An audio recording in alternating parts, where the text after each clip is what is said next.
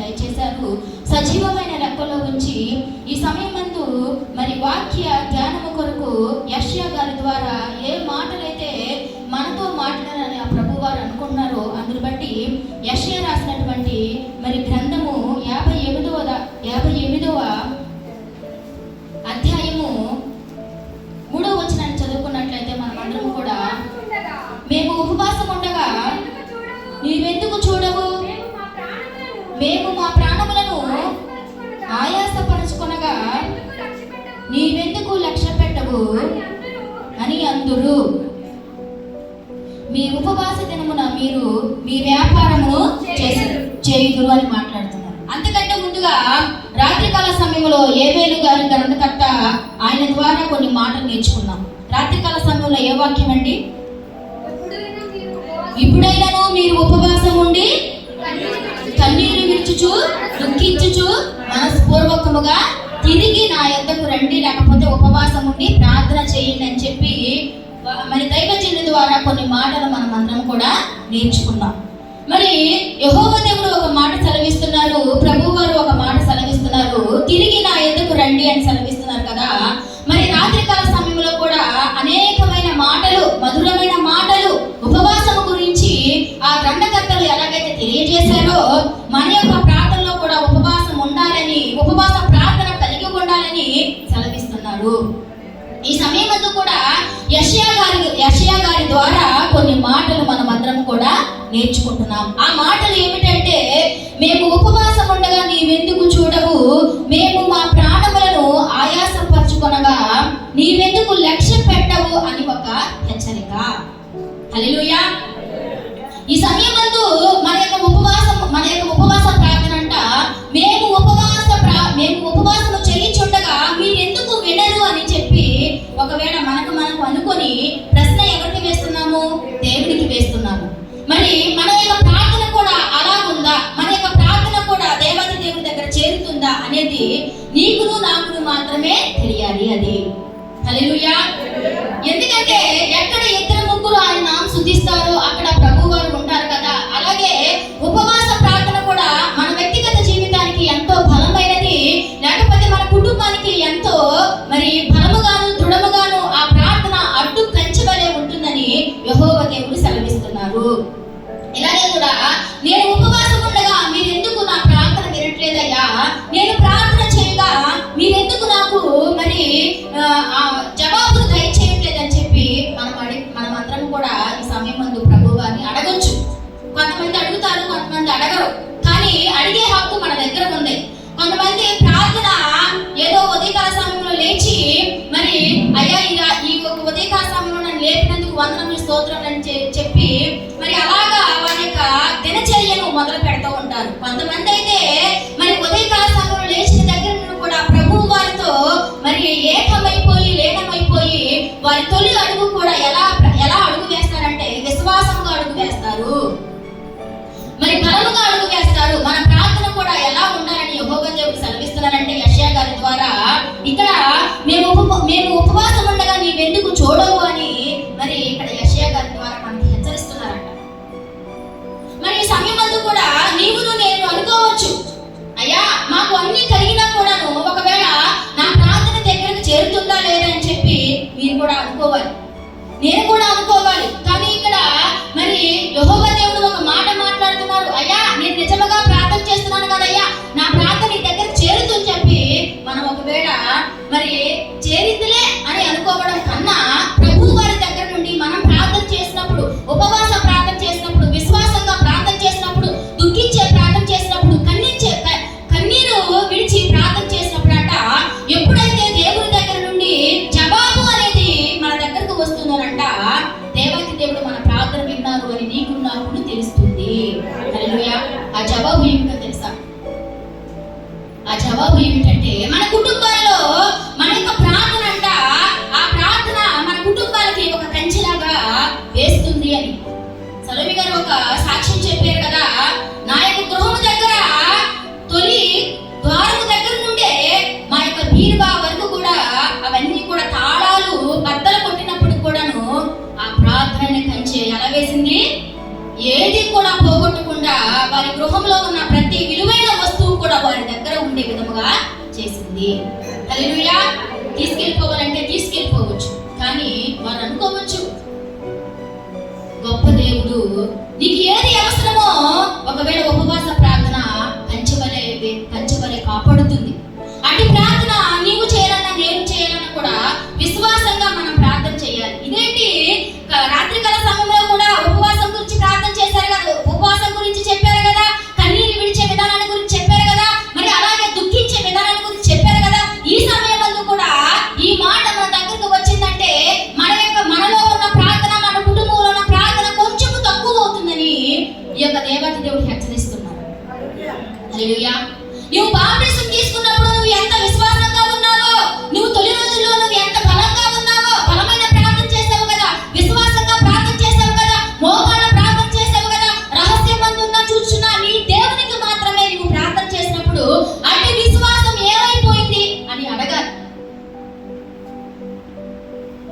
అయ్యా నేను ఉపవాసం ఉన్నప్పుడు నువ్వు ఎందుకు చూడవు అనే ముందు తొలి రోజుల్లో నేను రక్షణ పొందిన రోజుల్లో నేను ఎంత బలంగా ప్రార్థన చేశాను అనేది నువ్వు గ్రహించినట్లయితే అప్పుడు జవాబు వస్తుందో లేదో కూడా నీకు మాత్రమే అర్థమవుతుంది, నాకు మాత్రమే అర్థమవుతుంది. హల్లెలూయా. కానీ ఇంకొక మాట కూడా దేవాది దేవుడు సెలవిస్తున్నారు. ఎందుకు సెలవిస్తున్నారంటే ఆ మాట, అయ్యా నేను ఉపవాస ప్రార్థన చేశానయ్యా, కన్నీరు విడిచే ప్రార్థన చేశానయ్యా, నా కుటుంబానికి కంచెవలే ఉండలేకపోతుందని ఒకవేళ నువ్వు అనుకోవచ్చు.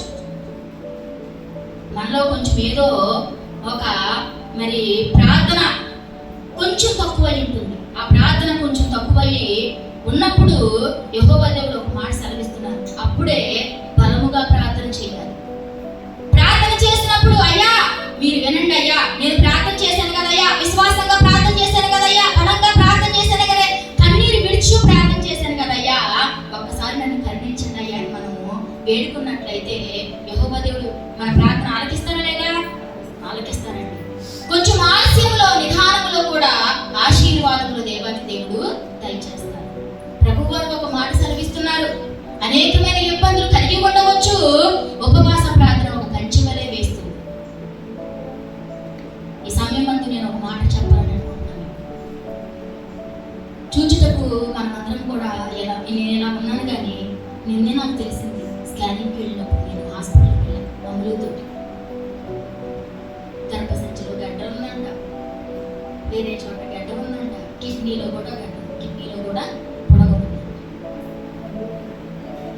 రాత్రికాల సమయంలో ఉదయకాల సమయంలో ప్రార్థన చేశాను, అయ్యా దావీదు వలె ఒక మాట సెలవిచ్చారు కదా మీరు, సమూయేలు గ్రంథంలో ఒక మాట సెలవిచ్చారు కదా, అయ్యా నా విశ్వాసం ఎలా ఉండాలంటే, నా ప్రార్థన ఎలా ఉండాలంటే, నా కన్నీటి ప్రార్థన ఎలా ఉండాలంటే, అయ్యా ఒకవేళ నాలో కొంచెం ప్రార్థన తక్కువైపోయిందేమనయ్యా, మోకాళ్ళ ప్రార్థన తక్కువైపోయిందనయ్యా, ఒకవేళ సంఘం పట్ల ప్రత్యేకమైన విధంలో నేను ప్రార్థన చేయలేకపోతున్నాను, నాకు సరి చేసుకొని నేను తెల్లవారుజామున ప్రార్థన చేస్తున్నానయ్యా. కష్టం వచ్చినా, ఇబ్బంది వచ్చినా, ఇరుకైనా సరే ఆ సమస్య నీ యొక్క పరిచర్యకు అడ్డు కాకూడదని నేను ప్రార్థన చేశాను. హల్లెలూయా. ఈ సమయం మంది ఇక్కడ కూర్చున్నప్పుడు కూడా పరిశుద్ధాత్మ దేవుడు నాతో మాట్లాడుతున్నాను. నేను బలహీనంగా ఉన్నా, ఈరోజు బలహీనంగా ఉన్నప్పుడు కూడా ఒక మాట సెలవిస్తున్నాను పరిశుద్ధాత్మ దేవుడు. మన కంఠములో ప్రాణం ఉన్నంత వరకు కూడా ప్రభు వారి కోసం వాడబడాలి. ప్రభు వారి కోసం వాడబడినప్పుడంట మన యొక్క ప్రార్థన మన కుటుంబాన్ని రక్షిస్తుంది, మన సమస్యను కాపాడే విధంగా ఆ సమస్యల నుండి బయటికి నెట్టివేస్తుందంట. నెట్టి వేయకపోయినా పర్వాలేదు, నా యొక్క విశ్వాసం, అయ్యా ఇది సమస్య. అక్కడ ప్రార్థన చేసుకుంటూనే ఉన్నా నేను, అయ్యా నేను విశ్వాసంగా ప్రార్థన చేస్తున్నాను కదా, ఎప్పుడో కొంచెం తక్కువైపోయింది ఏమయ్యా క్షమించండి అయ్యా నేను ప్రార్థన చేసినప్పుడు రెట్టిస్తున్నారు, బ్లడ్ టెస్ట్ చేస్తారు, రెట్టిస్తున్నారు, నన్ను వెంటనే భయపెట్టేస్తున్నారు. మీరు ఎప్పుడు టిఫిన్ చేశారు, మీ అమ్మగారికి ఉందా షుగర్, ఎవరికి ఉందా షుగర్, ఏదేదో అంటున్నారు. కొంచెం వీటి తక్కువైపోయింది, ఆమె ఒక్కదాన్ని కూర్చున్నా, 110 ఉందండి. హల్లెలూయా. పరిశుద్ధాత్మ దేవుడు మనతో మాట్లాడతారమ్మా, అయ్యా నేను ఉపవాసం ఉండగా మీరు ఎందుకు చూడదు అని అంటే, మనలో ఉన్న లోపాన్ని దేవాది దేవుడి దగ్గర పెట్టకూడదు అని సెలవిస్తున్నారు. అయ్యా నేను ప్రార్థన చేస్తున్నాను కదయ్యా, ఇంకా బలంగా ప్రార్థన చేసే శక్తిని నాకు దయచేయండి అయ్యా. ఒకవేళ నేను ప్రార్థన చేస్తూ ఉండగా కూడానయ్యా సాతాను కూడా నా దగ్గరే ఉండి నన్ను కృంగ పెట్టాలని, నా విశ్వాసాన్ని తక్కువ చేయాలని చెప్పి ఇలాగ బలహీనత పెడుతున్నారేమో, అయినప్పుడు కూడా పర్వాలేదు, నా విశ్వాసం అయ్యా నాలో ఉన్న విశ్వాసం అధిక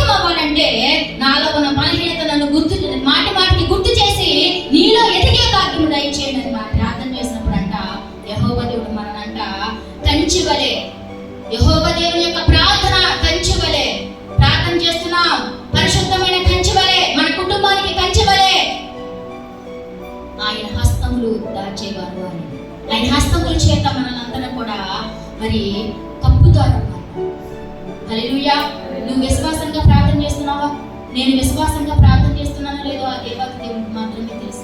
నువ్వు విశ్వాసంగా ప్రార్థన చేస్తున్నావా? నీ రహస్యం ముందున నీ గదిలోనికి వెళ్ళి నువ్వు ఎలా ప్రార్థన చేస్తున్నావో నీ దేవునికి మాత్రమే, నువ్వు నమ్ముకున్న దేవునికి మాత్రమే, నువ్వు ఆరాధన చేస్తున్న దేవునికి మాత్రమే తెలుసు. నీ మోకాళ్ళ ప్రార్థన నీ అరిగిపోయిన మోకాలు మాత్రమే చెబుతుంది. హల్లెలూయా. మోకాళ్ళ నొప్పులు వస్తున్నాయి ఎవరికైనా? రాని వారు ప్రార్థన చేయలేదు అనుకుంటారు. నిజంగా మోకాళ్ళ ప్రార్థన చేస్తే మోకాళ్ళ నొప్పులు వస్తానే ఉంటాయి. పరిశుద్ధాత్మ దేవుడికి మాట మాట్లాడుతున్నాను. ఎన్ని సంవత్సరాలు వచ్చినప్పుడు కూడా నా కంఠంలో ప్రాణం ఉండగా నేను తడిగుడ్డ పెడతానని చెప్పి ఒక నిబంధన చేసింది. మన మన మన యొక్క ప్రార్థన అంట యెహోవా దేవునికి ఏదో రకంగా ఉపయోగపడాలంట. అయ్యా నేను ప్రార్థన చేస్తున్నాను, నా కుటుంబం కొరకే కాదయ్యా, నా బిడ్డల కొరకే కాదయ్యా, నా యొక్క సంఘ విశ్వాసుల కొరకే కాదయ్యా, నేను ఎలా ప్రార్థన చేసినా కూడా అయ్యా నేను నా ప్రార్థన దగ్గరకు చేరుతుందా లేదా, నైవేద్యం వల్ల చేరుతుందా లేదా అని చెప్పి నేను అలాంటి విశ్వాసంగా ప్రార్థన చేసే శక్తిని బలమును దేవాతి దేవుడు దయచేయాలి. హల్లెలూయా. అందుకంటే ఒక పరిశుద్ధాత్మ దేవుడు ఒక మాట మాట్లాడుతున్నారమ్మా, మీతోటి నాతోటి మాట్లాడుతున్నారు. బలహీనత అంట మాటి మాటికి ప్రభు వారిని గుర్తు చేస్తున్నాడు.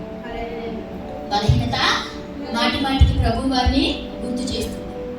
అందుకనే మంగళవారం దినం నేను ఒక మాట చెప్పాను కదా, యెహోవా యందు ఎవరైతే భయభక్తులు కలిగి ఉంటారో, యెహోవా యందు ఎవరైతే శ్రద్ధ కలిగి ఉంటారో, యెహోవా యందు ఎవరైతే శ్రద్ధ కలిగి వాక్యాన్ని వింటారనంట, వారి బిడ్డలను వారి కుటుంబానికి ఆ వాక్యాన్ని చెప్పే విధంగా ఉంటారని యెహోవా దేవుడు సెలవిస్తున్నాడు. హల్లెలూయా. నిజమే కదండి. నువ్వు వాక్యం విన్నావో లేదో ఆ దేవాది దేవునికి మాత్రమే తెలుసు.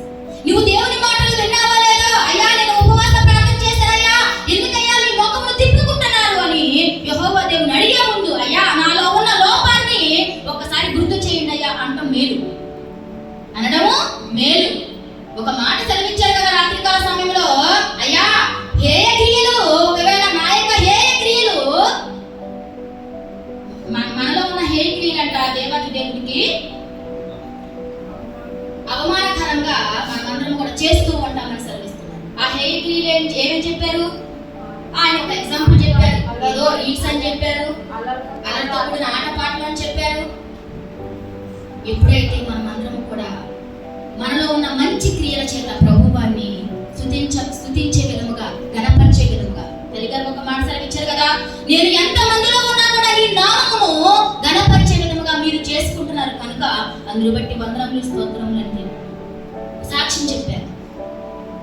ఇంకొక బిడ్డ ప్రార్థనా కూడిక, అయ్యా మీరు చేసిన మేలును బట్టి నా కుటుంబంలో ప్రార్థనా కూడిక నేను పెట్టుకున్నానయ్యా, ఒకవేళ నేను ఎన్నో మార్లు ఉపవాసం ఉండి ప్రార్థన చేశానయ్యా, ఎన్నోసార్లు నేను ప్రార్థన చేసినప్పుడు కూడా ఎప్పుడు నాకు అవకాశం కలగకపోతే ఈ దినమందు అవకాశం వచ్చినప్పుడు కూడా వాతావరణాన్ని మీ యొక్క స్వాధీనంలో ఉంచుకొని చెప్పి చిన్న ప్రార్థన చేసినప్పుడు ఆయన వినలేదా? విన్నారు కదా. మరి ఉపవాసం ఉన్నప్పుడు, మనం ఉపవాసం ఉన్నప్పుడు ఎందుకు దేవుడు ముఖమును తిప్పుకుంటున్నారు? ఏదో ఒక లోపం అడ్డుపడుతుంది, ఆ లోపాన్ని సరి చేసుకోవాలి. ఆ లోపాన్ని సరి చేసుకున్నట్లయితే మన కుటుంబంలో మేలు అంట, మన కుటుంబంలో మేలు. అది దేని వల్లైనా అవ్వచ్చు. ఆశీర్వాదం మీ దగ్గరకు వచ్చిందా, ఆ ఆశీర్వాదం దేవునికి అడ్డుగా ఉండకూడదు. ఈ సమయం మంది చూడండి, ఎంతమంది లేరు, దేని వల్ల కోల్పోయారు? వారికి ఉన్న అవసరం అలాంటిది, వారికి ఉన్న పరిస్థితులు అలాంటివి. ఆశీర్వాదమే అవ్వచ్చు, ఉద్యోగమే అవ్వచ్చు, వ్యాపారమే అవ్వచ్చు, ఏది ఏమైనప్పుడు కూడా దేవునికి ఆటంకం కలిగించేది ఏది ఉన్నా కూడా దాన్ని ప్రక్కన పెట్టి నీ విశ్వాసంతో, నీ ప్రార్థనతో ప్రభువారి సన్నిధానంలోకి వచ్చి స్తుతి చెయ్యి, ఆరాధన చెయ్యి. పరిశుద్ధమైన పునరుద్ధాన మందు నీ కుటుంబానికి అది మేలు, నీకు అది మేలు అని సెలవిస్తుంది. హల్లెలూయా. నిజమేనండి. రాత్రికాల సమయంలో ఉపవాస ప్రార్థనలో ఎలుగెత్తి చెబుతున్నారు కదా ఆయన, ఈ దినమందు పరిశుద్ధమైన పునరుద్ధాన దినమందు నీవు ప్రార్థన చేసినప్పుడు ఇక్కడికి వచ్చి ప్రార్థన చేయాలంటే నీకు కలిగింది ఒకటే, నీకున్న అవకాశం ఒకటే. ఉదయకాల సమయంలో నీలో ఉన్న ప్రాణం నీలోనే ఉండాలి. అది ఉండాలి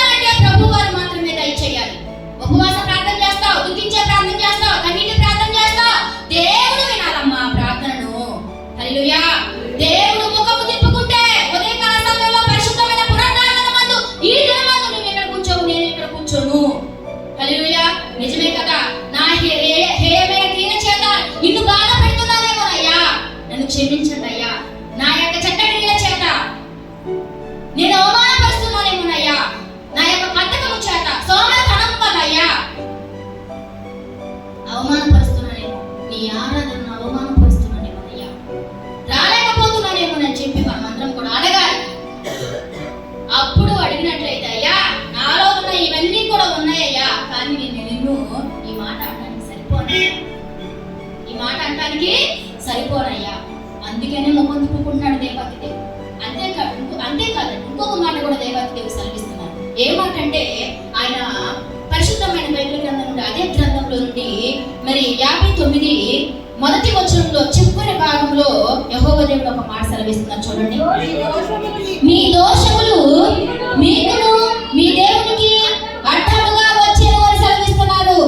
హల్లెలూయా. అంతేకాకుండా రెండవ వచనం కూడా, మీ పాపములు ఆయన ముఖమును మీకు మరుగా పరిచేను అని సెలవిస్తున్నారు. నిజమే కదండి. మన క్రియలే కాదండి, మీ పాపములు నా పాపములు కూడా దేవాతి దేవునికి అడ్డముగా వస్తున్నాయి అంట. హల్లెలూయా.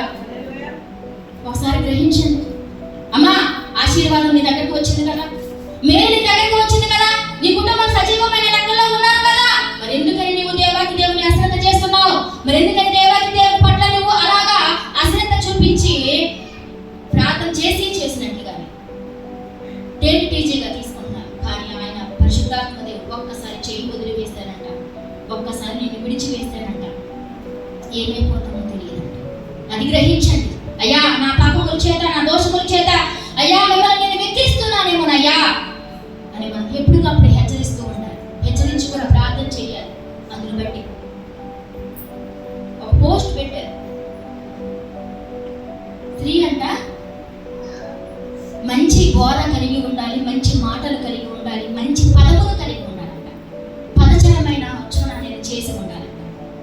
కుటుంబం అంట అప్పుడేనంట అది కలిసి ఉంటుందని సెలవించారు ఒక తల్లి గారు. నిజమే కదా.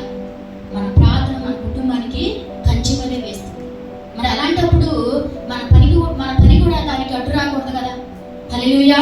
నిద్రపోతున్న వారందరూ కూడా హల్లెలూయా, హల్లెలూయా. పరిశుద్ధాత్మ దేవుడు ఒక మాట సెలవిస్తున్నారండి. నీలో ఉన్న బలహీనత ప్రభు వారికి అడ్డుగా ఉండకూడదు.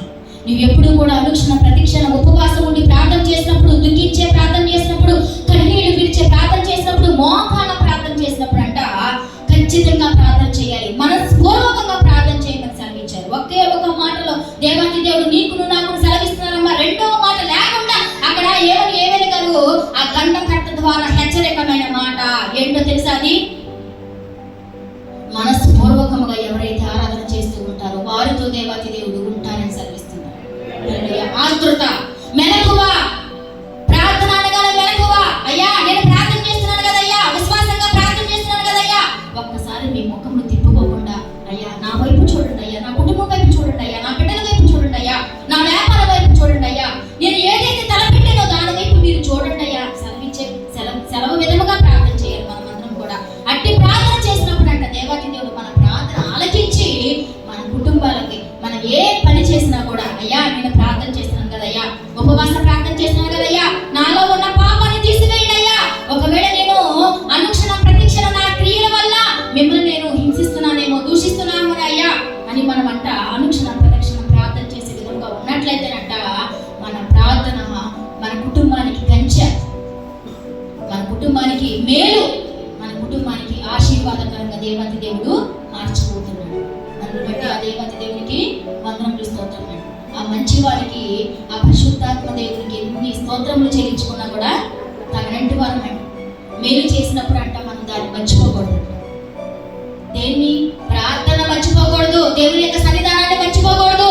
దేవుని యొక్క సన్నిధానంలో ఉపవాసం ప్రార్థన జరుగుతున్నా, మంగళవారం ప్రార్థన జరుగుతున్నా, ఏ కుటుంబస్తులు ప్రార్థన పెట్టుకున్నా కూడానంట విరిగి నలిగిన హృదయంతో సన్నిధానంలో అక్కడికి విరివిరిగా వచ్చి ప్రార్థన చేసుకున్నట్లయితే నీతో దేవుడు వస్తాడు. హల్లెలూయా. నీ కుటుంబంలో మేలు దయచేస్తారు ఆయన. ఒక్క మాట ముగించే ముందు ఒక మాట, ప్రభువారి సన్నిధానంలోకి వచ్చినప్పుడు ఇక్కడ ఉన్న మన మంత్రము కూడా సమానం. అది ఏది ఏమైనప్పుడు కూడా గ్రహించండి. కొన్ని విషయాలు తెలిసినాయి కనుక నేను చెబుతున్నాను. ప్రభు వారి సన్నిధానంలో ప్రార్థన ఉంటే, భోజనాలు ఉంటే ఎవరైనా సరే సమానంగా దేవాది దేవుడు చూస్తారు. మనుషులైతే సమానంగా చూడరు.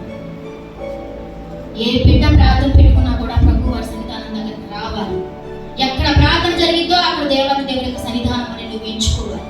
అది నేర్పించే విధంగా మేము ఉన్నట్లయితే ప్రభు వారు అక్కడ నువ్వు చూసి హెచ్చరించి, నువ్వు చెప్పావు కదా దినమందు అని ప్రభు వారు అక్కడ చూసినప్పుడు నేను కూడా జవాబు చెప్పే విధంగా ఉన్నాను. అది నిజమే కదండి? నిజమా కాదా? ఒకసారి హల్లెలూయా చెప్తామా? హల్లెలూయా, హల్లెలూయా. ప్రార్థన ప్రాముఖ్యమైనది ఎంచుకోవాలి నీ హృదయంలో. ఎంచుకున్నప్పుడు అంట శనివారం ప్రార్థన మాను, మంగళవారం ప్రార్థన మాను, ఆదివారం ప్రార్థన మాను. ఈ 3 దినాల్లో 2 గంటలు మాత్రమే దేవాది దేవుడికి ఇస్తావు. నీ పరిపాలన ఏంటి? దేవాది దేవుడు శ్రద్ధ వహించి నీకు వేరు ఏది ఉందో అది దేవాది దేవుడి దగ్గర తీసుకెళ్ళగలుగుతాడు. హల్లెలూయా. కాలాలు మారిపోతున్నాయి, రోజులు మారిపోతున్నాయి, దినాలు మారిపోతున్నాయి. ఏది మారిపోయినా కూడా మన మనసు మారకూడదు. దేవుని పట్ల ఆసక్తి అనేది మారకూడదు. అంత గొప్ప దేవుడికి ఎన్ని స్తోత్రం చెల్లించుకున్నా కూడా మన మనం కూడా తగినట్టుగా. హల్లెలూయా. నీ సంకల్పంలో నేను నిలవాలయ్యా, నీ ఏర్పాటులోనే నే నడవాలయ్యా, నీ సంకల్పంలో నేను నిలవాలయ్యా, ఆ ఏర్పాటులోనే నేను ఉండాలయ్యా. వద్దయ్యా నాకు వద్దే వద్దు,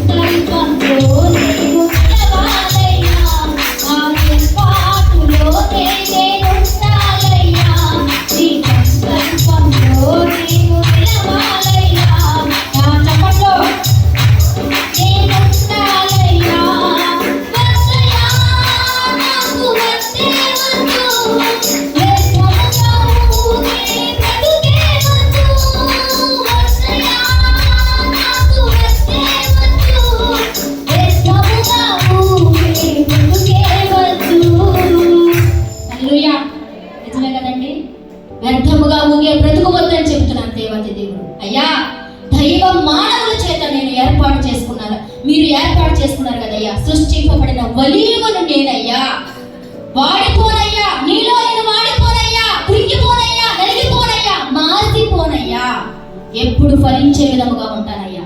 ఒకసారి గ్రహించండి తల్లిలారా, ఇటు వినండి, ఒకసారి వినండమ్మా. ఏమని చెబుతున్నా తెలుసా? అయ్యా, బహుగా ఫలించాలయ్యా, కానుకలు నలిగిపోవాలయ్యా. దేని చేత నలిగిపోవాలో తెలుసా? వాక్యము చేత నలిగిపోవాలి. వాక్యము చేత నలిగిపోయినట్లయితే చివరి మాట ఒక మాట సెలవిస్తున్నారు దేవాది దేవుడు, అభిషేక తైలమునంట ఇస్తారంట. హల్లెలూయా. నిజమే కదండి? నలిగిపోతున్నామా? ఎందుకు నలిగిపోతున్నాం? దేవునికి సన్నిధానంలో నలిగిపోవాలి. ప్రార్థనలో మనం బలముగా ప్రార్థన చేసినట్లయితే, అయ్యా కన్నీళ్ళు విడిచి ప్రార్థన చేసిన, హన్నా వలె ప్రార్థన చేసిన, దుఃఖించానయ్యా. అన్నిటికంటే ముఖ్యంగా ప్రార్థనలో ఏం ఉండాలంటే, మనస్పూర్వకంగా ఎవరైతే ప్రార్థన చేస్తున్నారో ఫలించే వలిలో మొక్క వలె ఉందని సెలవిస్తున్నారు. హల్లెలూయా. అన్నిటికంటే ముఖ్యంగా ఫలించాలంటే, వర్ధిల్లాలంటే ఆయన ముఖము గోడ తట్టు తిప్పు చెప్పుకోకుండా ఉండాలంటే, నువ్వు ప్రార్థన చేసినప్పుడు, నేను ప్రార్థన చేసినప్పుడు యెహోవా దేవుడు సెలవు ఇవ్వాలంటే ఒక మాట సెలవిస్తున్నారు, వద్దయ్యా నాకు వద్దే వద్దు. వ్యర్థముగా ఊగే బ్రతికే వద్దు. వ్యర్థంగా ఏం ఊగితే తెలుసమ్మా, ఈ లోకంలో ఉన్న ప్రతిదీ కూడా వ్యర్థమే అని సెలవిస్తున్నారు. అవసరమైనది తీసుకోండి, అవసరమైనది వదిలివేయండి అని సెలవిస్తున్నారు దేవాతి దేవుడు. అవసరమైనది నీకు జీవితానికి మార్గాన్ని చూపిస్తుంది, అనవసరమైందంట నేను ఊపిలోనికి నెట్టివేస్తుందని సెలవిస్తున్నారు. హల్లెలూయా, నిజమే కదమ్మా. సన్నిధానంలో ఒక 10 నిమిషాలు నువ్వు చప్పట్లు కొట్టలేదే, సన్నిధానంలో ఒక 5 నిమిషాలు నువ్వు ప్రార్థన చేయలేవే, సన్నిధానంలో ఒక 5 నిమిషాలు మోకాళ్ళ ప్రార్థన చేయలేవే, ఇంటి దగ్గర ప్రార్థన చేస్తున్నావా? హెచ్చరిస్తున్నాడు కదా దేవాతి దేవుడు, హెచ్చరిస్తున్నాడు కదా వాక్యం ద్వారా. మనం ప్రార్థన చేస్తున్నామో లేదా మన బిడ్డలే చెబుతారంట. చెప్తారా లేదా? ఇంకా గ్రహించిన వాక్యాన్ని. శనివారం దినమందు మనమందరం కూడా ఆరాధన చేయాలి, మంగళవారం దినమందు మనమందరం కూడా ఆరాధన చేయాలి. ఆరాధన చేసినప్పుడు అంట దేవాతి దేవుడు అంట అక్కడ ఆలకిస్తాడంట, అయ్యా నీలో నేను కానుగలాగా నల్లగా కొట్టబడినప్పుడు అభిషేక తైలాన్ని నేను పొందుకుంటాను సర్విస్తున్నాను. అభిషేక తైలం రావాలంటే ఆయన మాత్రమే దయచేస్తాను. అందులో నుండి మధురముగా యెహోవా దేవుడు మార్చుకుంటాడు, మనల్ని మార్చుకుంటాడు, మన జీవితాలను మార్చుకుంటాడు. నువ్వు వాక్యాన్ని విను. వాక్యం విన్నట్లయితే, హృదయంతో వాక్యం విన్నట్లయితే మనస్పూర్వకంగా నీ ప్రార్థన దేవాతి దేవుడు ఆలకించి జవాబు దయచేస్తారు ఆయన. హల్లెలూయా. అందుకే నేను దయచేయండి ఒక మాట సెలవిచ్చాను, బైబిల్ ఉందా అని సెలవిస్తున్నారు. బైబిల్ ఉందా అంటే ఏంటి? నీకు చదువు వచ్చినా రాకపోయినా కూడా ఈ జీవ గ్రంథాన్ని నువ్వు హృదయానికి హత్తుకున్నప్పుడు, నువ్వు బలహీనమైనప్పుడు దేవాతి దేవుడు నిన్ను బలపరుస్తాడు. హల్లెలూయా. చదువు రాని నిన్ను ఆణిముత్యము వలె మారుస్తాడు. నీ జీవితంలో దేవాతి దేవుడు మధురమైన క్షణాలు తీసుకొచ్చేవారు ఆయన. ఏంటో తెలుసా? అది కేవలము దేని వలన?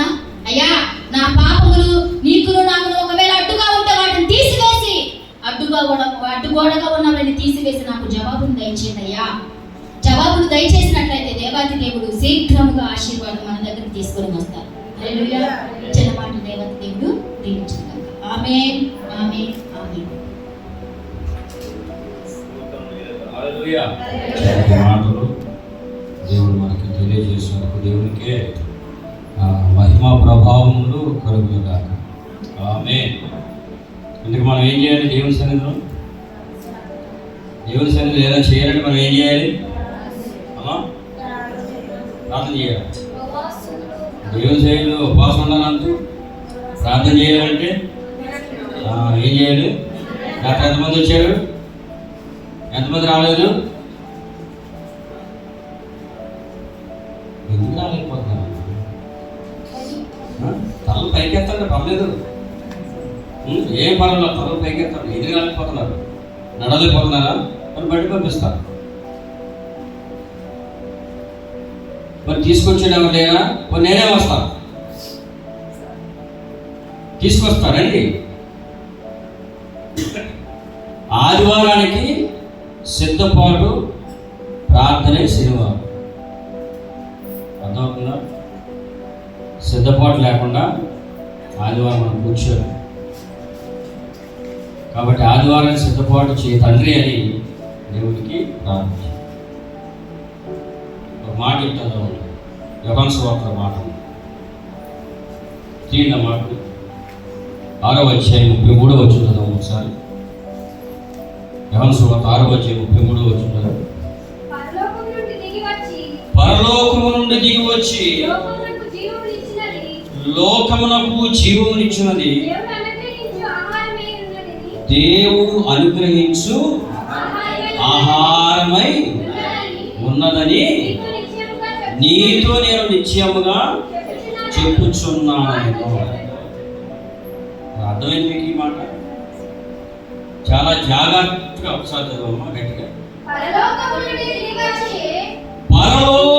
నుండి దిగి వచ్చి, అమ్మ గమనించండి, పరలోకము నుండి దిగి వచ్చి లోకమునకు జీవమునిచ్చినది దేవుడు అనుగ్రహించు ఆహారమై ఉన్నది. ఏంటంటే దేవుడు అనుగ్రహించేది ఎక్కడి నుంచి వచ్చిందంట? దేవుడు అనుగ్రహించేది అది ఎక్కడి నుంచి వచ్చింది? పరలోకము నుండి. హల్లెలూయా. హల్లెలూయా. పరలోకం నుండి వచ్చినటువంటిది. ప్రియ చెప్పిన మనం ప్రార్థన పెడతామంటే అక్కడ ఏం జరుగుతుంది? ఇక్కడ ప్రార్థన పెట్టి ఏం జరుగుతుంది? అమ్మా, పాఠం జరుగుతాయి, ప్రార్థన జరుగుద్ది, వాక్యం జరుగుద్ది, తర్వాత ఆరాధన జరుగుతుంది. అంతకు మించి జరుగుతుంది. మనం పొందుకున్నటువంటి అనుభవాలు సాక్ష్య రూపంలో దేవుని సన్నిధిలో మనం చెప్పు. అంతకు మించి జరుగుతుందా? వాక్యం ఎక్కడే, పాటలు ఎక్కడే, ఆరాధన ఎక్కడే, ప్రార్థన ఎక్కడే? ఎక్కడి నుంచి వచ్చింది? పరలోకం నుంచి దేవుడు మనకి ఇచ్చి ఉన్నారు. కాబట్టి ఇది మనకి ఏమై ఉందంటండి? చెప్పగలిగా ఏమై ఉంది? అది ఆహారమై ఉన్నది. కాబట్టి ఈ ఆహారం కోసం మనము ఏం చేయాలంటండి? తాపత్రయపడాలి. నువ్వు ప్రార్థన పెట్టేశారా?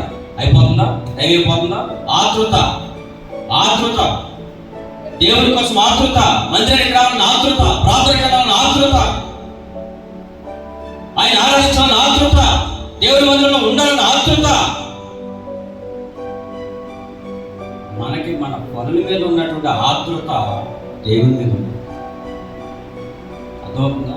గమనించండి. ఎందుకంటే మనకి వెనకాల ఎన్నో కష్టాలు వస్తున్నాయి అంటే మనం దేవుడిని ఏం చేస్తున్నాం? నిర్లక్ష్యం చేస్తున్నాం, నిర్లక్ష్యం చేస్తున్నాం. బైబిల్ గ్రంథంలో చాలా మంది అలాగా నిర్లక్ష్యం చేశారు కాబట్టి అనేక రకాల ఇబ్బందులు పడ్డారు. మరణాలు తెలుసుకొని ప్రభులోకి వచ్చి ఆశీర్వదించబడ్డారు.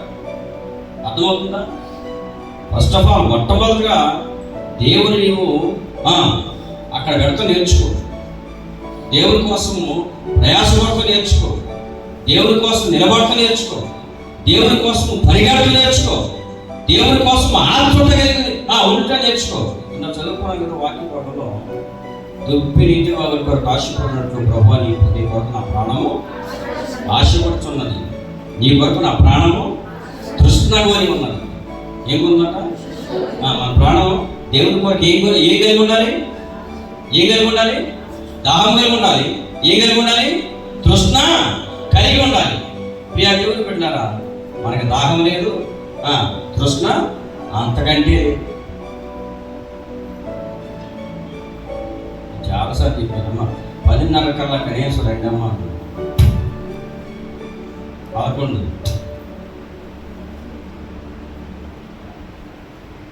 దేవుని యొక్క వాక్యం సెలవిస్తుంది, నీ పనుల వారు యెహోవా మీద వేయము.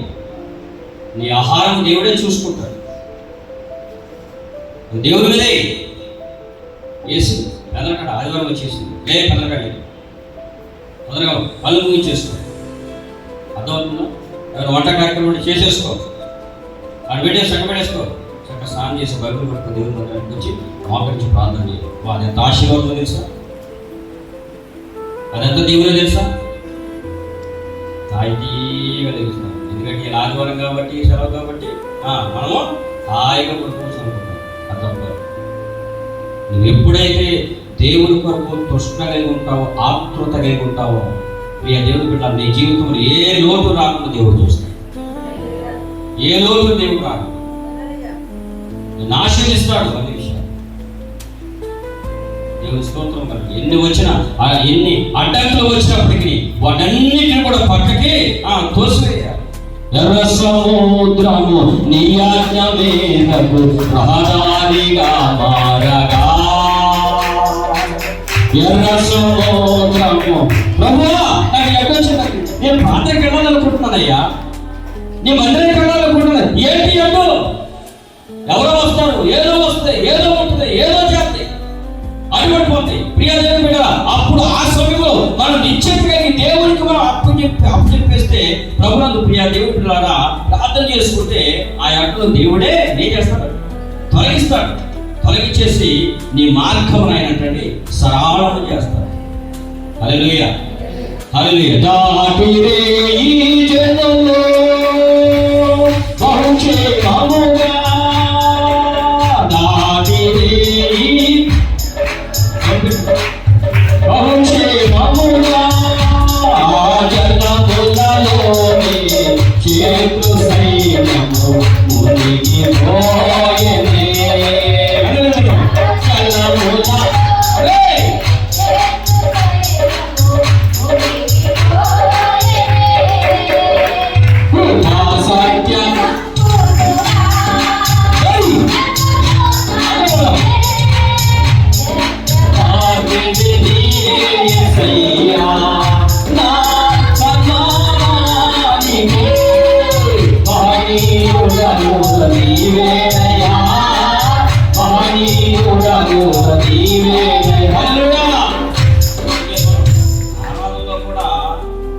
కూడా చాలా మంది చప్పట్లు కూడా కొడుతున్నారు, నుంచున్న వాళ్ళు చప్పట్లు కూడా కొడుతున్నారు.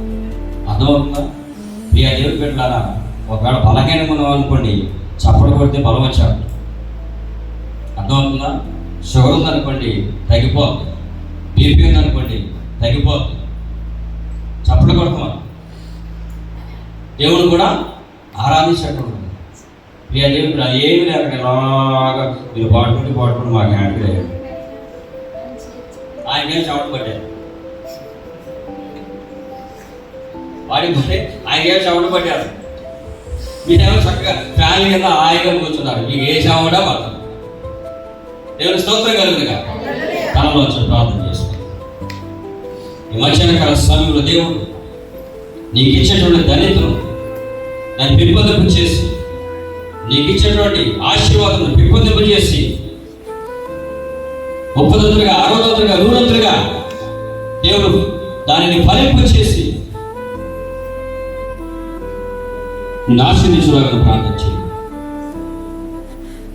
సెప్టెంబర్ 20వ తారీఖున చర్చి పుట్టినరోజు, దాని కొరకు కూడా ప్రార్థన చేయడం ఘనంగా జరగాలి. హల్లెలూయా, స్తోత్రం స్తోత్రం. అయ్యా మంగళవారం అలాగే ఆదివారం కూడా అయ్యా తండ్రి ఎంతో ఘనంగా అయ్యా తండ్రి ఇళ్ళైన కూడికలు మీరు జరిగించారు. అందుని బట్టి వందనాలు చెల్లిస్తున్నాం అయ్యా, నీకే స్తుతులు స్తోత్రంలో చెల్లిస్తున్నాం. అయితే మా ప్రియులు అబ్రహం గారిని బట్టి ప్రార్థిస్తున్నాం. కాటంలో హాస్పిటల్లో ఉన్నారు బిడ్డ, ఆ బిడ్డ